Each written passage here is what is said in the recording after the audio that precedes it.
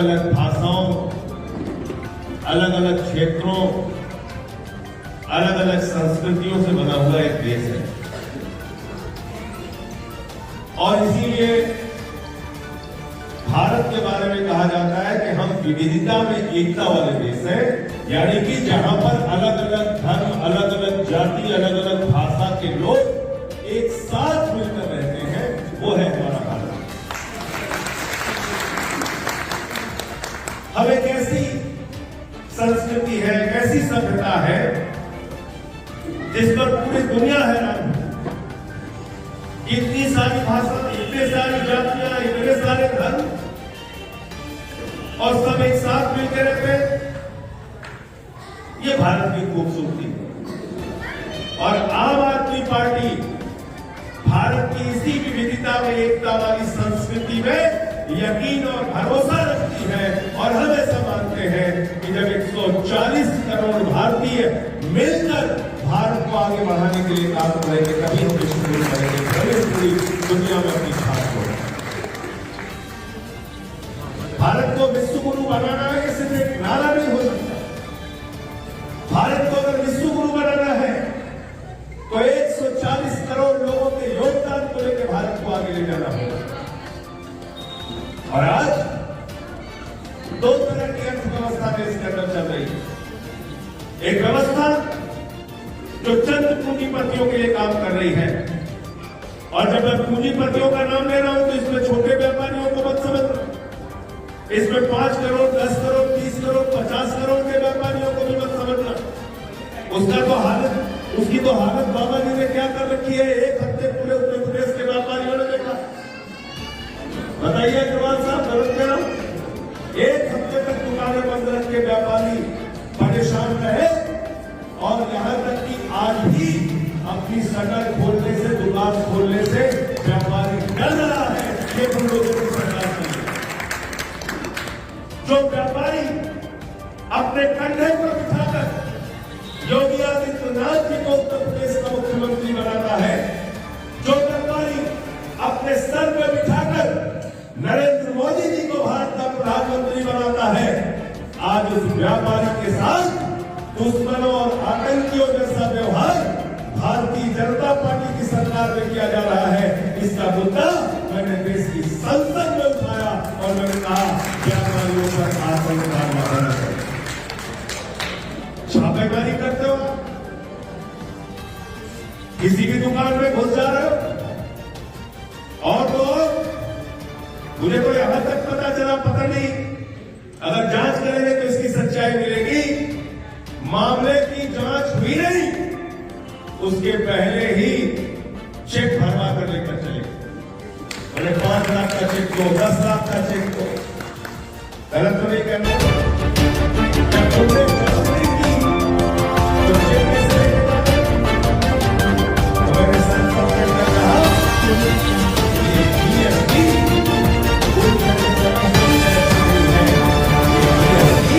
गुंडा service tax बन गया है। गुंडा सर्विस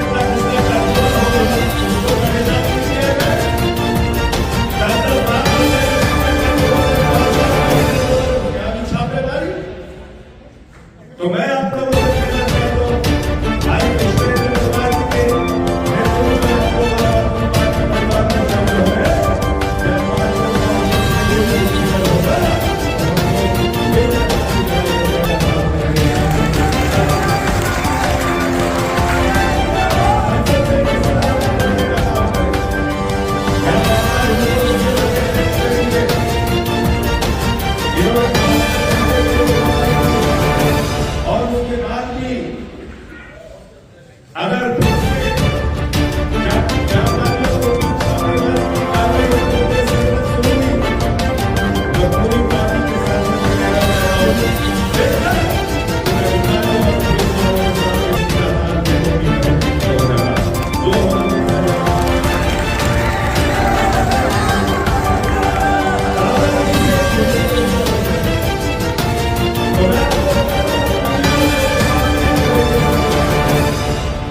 पूंजीपतियों का 11 लाख करोड़ रुपए का कर्जा कितने का 11 लाख करोड़। एबीसी बहुत बड़ी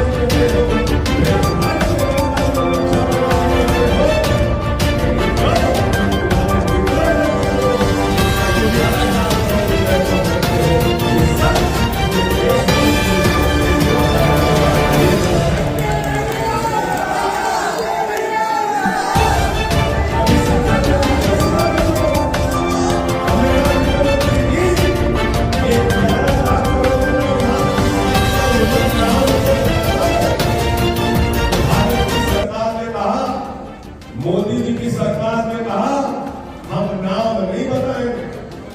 हमने कहा पुष्पेंद्र गवाल अगर 5 लाख रुपए का कर्जा बाकी रहते तो इनका नाम बैंक के सामने पोस्टर चिपका के लगा दे। गलत तो नहीं कह रहा हूं। संजय सिंह अगर 10 लाख रुपए का कर्जा बाकी हो गए, सवाजीत सिंह जी अगर 20 लाख रुपए का कर्जा बाकी हो गए तो पूरे मोहल्ले में इनकी डुगडुगी पिटवा दोगे। बैंक का कर्जा बाकी है, बैंक का कर्जा बाकी है, इनको पकड़ के अंदर करो।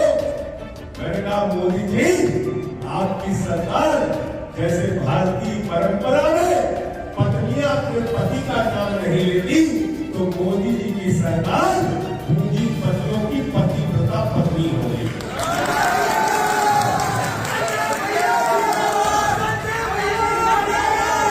पूंजीपतियों की पतिव्रता पत्नी हो गई मोदी जी की सरकार। नाम नहीं बताएंगे किसने कर्जा माफ किया। हमने उसकी लिस्ट निकाली और जब वो पढ़ा तो आप जान के हैरान हो गए। आप छोटे छोटे लोग के लिए जाते हैं, किराने की दुकान खोली है, फर्नीचर की दुकान खोली है, मिठाई की दुकान खोली है, आपको महीने महीने चक्कर लगवाया जाता है, आपको बैंक से कर्ज नहीं मिलता।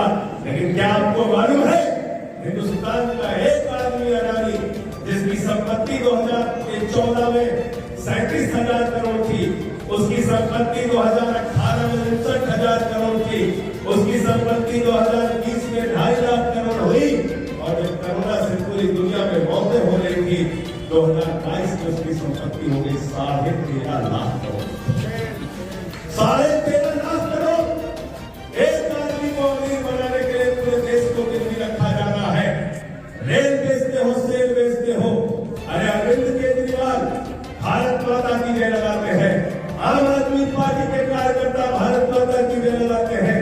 हम लोग जब सत्य टोपी पहन के हाथ में तिरंगा लेके भारत माता की जय लगाते हैं, तो केजरीवाल जी कहते हैं भारत माता की जय, हम आपके बच्चों को अच्छी शिक्षा देंगे, अच्छे स्वास्थ्य का इंतजाम देंगे, बिजली फ्री देंगे, पानी फ्री देंगे, माताओं बहनों के लिए।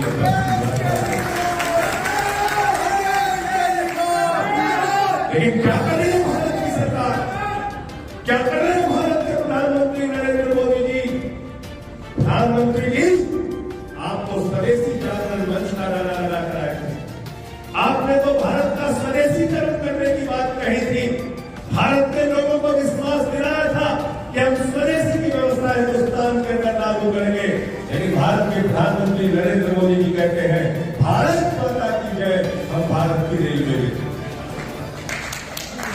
भारत माता की जय, हम steel authority of India limited बेचेंगे, भारत माता की जय, हम कोल इंडिया बेचेंगे, बीपीसीएल बेचेंगे, स्टेडियम बेचेंगे, बिजली बेचेंगे, पानी बेचेंगे, सड़कें बेचेंगे, एफसीआई बेचेंगे।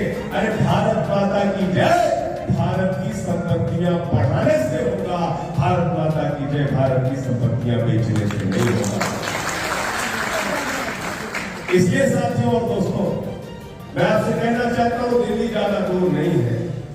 कभी मौका मिले तो अपनी टीम के साथ, भाई पुष्पेंद्र अग्रवाल जी के साथ आइए, हम दिखाते हैं आपको दिल्ली में कैसा काम किया हमारी सरकार ने, कैसा काम किया है केजरीवाल जी ने। दिल्ली के अंदर जब सरकार बनी, सरकारी स्कूलों का दौरा करने जाते थे तो मकड़ी के जाने लगे रहते थे, टाट पट्टी पर बच्चे बैठ के पढ़ते थे, टॉयलेट का इंतजाम स्कूलों में नहीं होता था। आज भी सरकारी स्कूलों को अरविंद केजरीवाल ने एयर कंडीशन कमरे बनाकर आपके बच्चों को पढ़ाई की सुविधा दी। दिल्ली के सरकारी स्कूलों में हमारी माताएं बहनें यहाँ पर बैठी हैं, आप यहाँ के भी सरकारी स्कूलों में अपने बच्चों को पढ़ाते होंगे। दिल्ली के सरकारी स्कूलों में स्विमिंग पूल का निर्माण हुआ है, एथलीट के ग्राउंड बने हैं, हॉकी के ग्राउंड बने हैं। दिल्ली के सरकारी स्कूलों के टीचर्स को हम विदेशों में ट्रेनिंग करने के लिए भेजते हैं और पिछले 5 वर्षों से इंटर का रिजल्ट, सरकारी स्कूलों का रिजल्ट प्राइवेट स्कूलों से बेहतरीन आ रहा है। ये काम होने के लिए हमने स्वास्थ्य के क्षेत्र में मोहल्ला क्लिनिक का मॉडल दिया। 200 तरह की जांच वहां पर फ्री होती है, अल्ट्रासाउंड वहां पर फ्री होता है, वहां मुफ्त में दवाएं मिलती है। हमारी सरकार ने, अरविंद केजरीवाल जी ने फरिश्ते स्कीम दिल्ली के अंदर लागू की और कहा दिल्ली की सड़क पर अगर किसी का एक्सीडेंट हो जाए तो उसको छोड़कर भागना नहीं, उसके लिए फरिश्ते बन जाना, उसको उठाना, अस्पताल में पहुंचाने का भी 2000 रुपए दिल्ली की सरकार देगी और इलाज में 50 लाख भी खर्च होगा। भारत की पहली सरकार है अरविंद केजरीवाल जी की सरकार, जिसने 200 यूनिट बिजली फ्री और 400 यूनिट बिजली आधे दाम पे दिल्ली के अंदर किया। पानी 20,000 लीटर महीने का मुफ्त देने का काम दिल्ली की सरकार ने किया। माताओं बहनों के लिए बस की यात्रा फ्री करने का काम किया और हमारे बुजुर्गों के लिए जिनकी कोई चिंता नहीं करता था, उनके लिए श्रवण कुमार बनके अरविंद केजरीवाल ने उनकी मुफ्त तीर्थ यात्रा कराने का इंतजाम दिल्ली के अंदर किया। ये काम हमें आप ये देखिए हमारे काम, और पिछले 3 माह से हम दिल्ली के अंदर चुनाव जीत रहे हैं। अभी एमसीडी में भी झाड़ू चल गई, एमसीडी में भी भारतीय जनता पार्टी वहां पर हार गई। 15 साल से बीजेपी वालों का शासन था। भाजपा के लोग कहते थे हमेशा आपका कांग्रेस से मुकाबला हुआ, आपने कांग्रेस को हराया, बीजेपी को कभी नहीं हराया। अरविंद केजरीवाल जी ने इस दर्द का भी इलाज कर दिया। 15 साल से जहां पर बीजेपी थी वहां भी एमसीडी में आम आदमी पार्टी जीती और बीजेपी।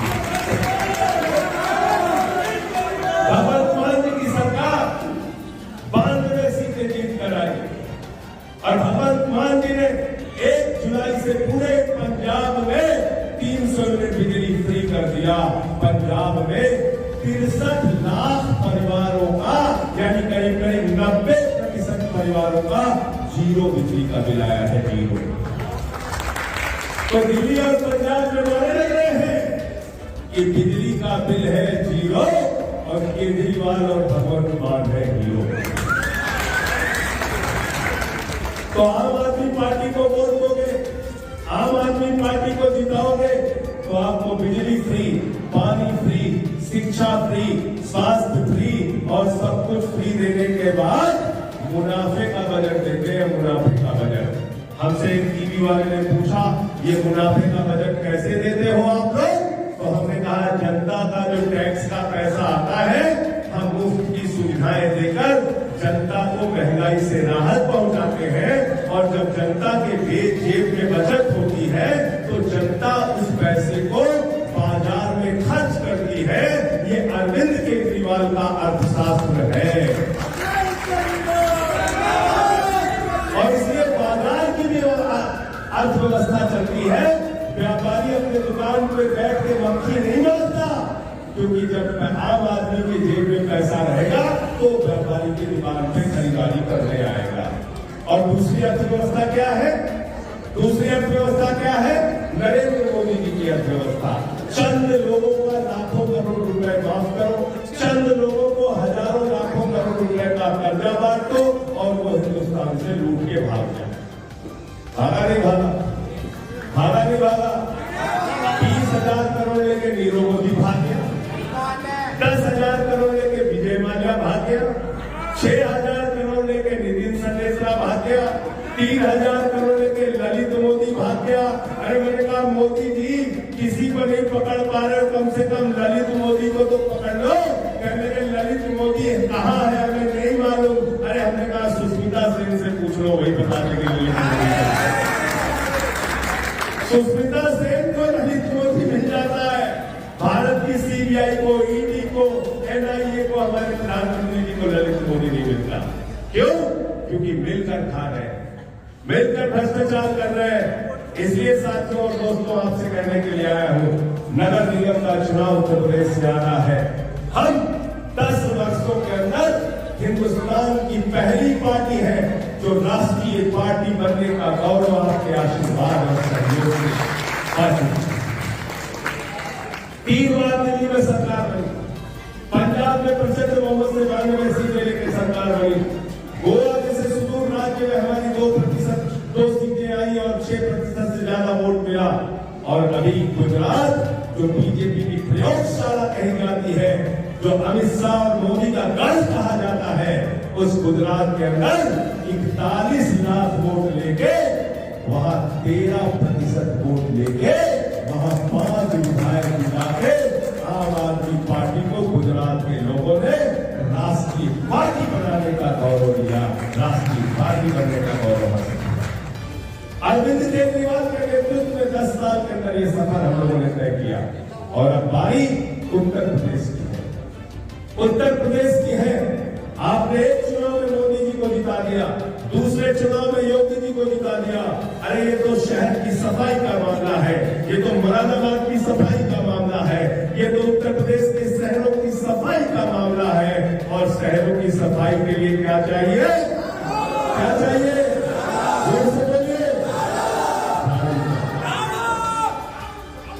तो इसमें झाड़ू चला दो, इसमें झाड़ू चला दो सब लोग। और मैं तो कहता हूं, घर की सफाई के लिए क्या चाहिए, शहर की सफाई के लिए क्या चाहिए, उत्तर प्रदेश की सफाई के लिए क्या चाहिए, देश की सफाई के लिए क्या चाहिए। और किसी के दिमाग पे अगर भूत सवार हो जाए तो शायद जी ने बता दिया, जब गांव में किसी को भूत सवार हो जाता है तो सब लोग मोहल्ले वाले पकड़ के उसको लेके जाते हैं ओझा के पास, और ओझा उसको मार झाड़ू मार झाड़ू मार झाड़ू। तो जो सत्ता का भूत, जो सत्ता का भूत, सत्ता का भूत योगी सरकार पे सवार है, जो भूत हमारे व्यापारियों